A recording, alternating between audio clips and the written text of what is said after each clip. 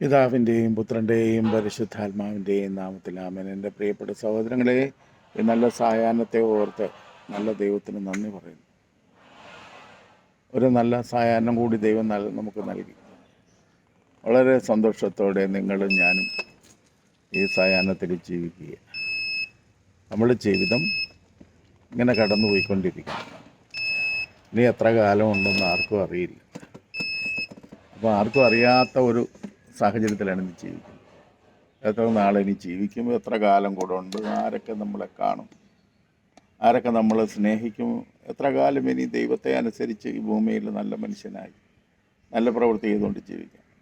ഇപ്പോൾ ഈ എറണാകുളം അങ്കമാലി അതിരൂപതയിലെ ഡീക്കന്മാർക്ക് പട്ടം കൊടുക്കുന്നില്ല. അതിനി ആരെല്ലാം ബഹളം വെച്ചിട്ടും കാര്യമില്ല. കുറച്ചുകൂടെ പാപം കൂടുതൽ ചെയ്യാമെന്നല്ലാതെ വേറെ കാര്യമൊന്നുമില്ല.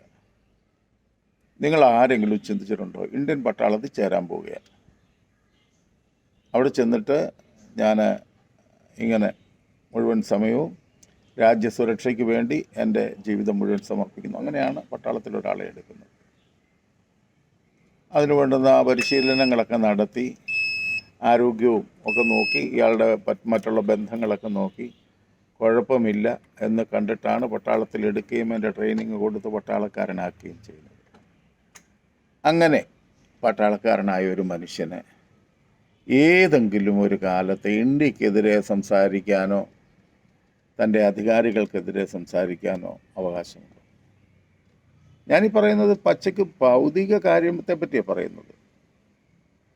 കാരണം ഈ ലോകത്ത് ജീവിക്കുമ്പോൾ സ്വന്തം മാതൃരാജ്യത്തെ സ്നേഹിക്കുക, സേവിക്കുക, അതിനെ സംരക്ഷിക്കാൻ വേണ്ടി പട്ടാളക്കാരനാകുക, ആ കാര്യങ്ങളൊക്കെ ഇപ്പോൾ പറയുന്നത്. എന്നാലൊരു കത്തോലിക്ക ജീവിതം, ഒരു ക്രിസ്തീയ ജീവിതം എന്ന് പറയുന്നത് ലോകത്തതൊക്കെ ഉപയോഗിക്കാം, പക്ഷേ നിത്യതയ്ക്ക് വേണ്ടിയാണ് ജീവിക്കുന്നത്.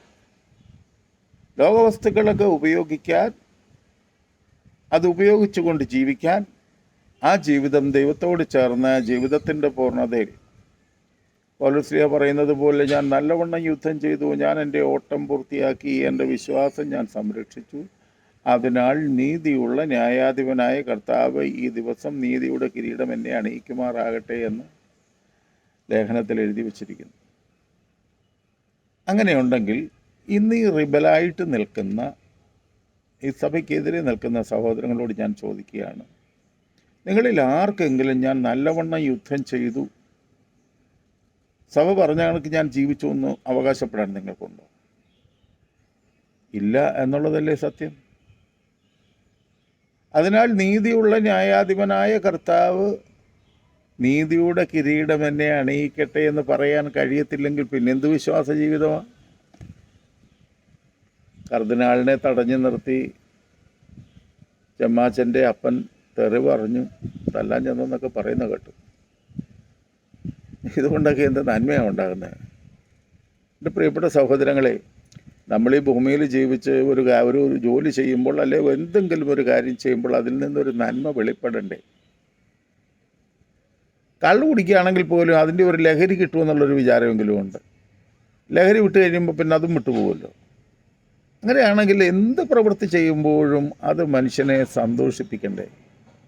ഭൗതികമായ സന്തോഷത്തിനപ്പുറമായി നിത്യതയെ കണ്ട് സന്തോഷിക്കാനുള്ളതല്ലേ ക്രിസ്തീയ ജീവിതം? എന്താണ് ഈ കാട്ടിക്കൂട്ടുന്നത്?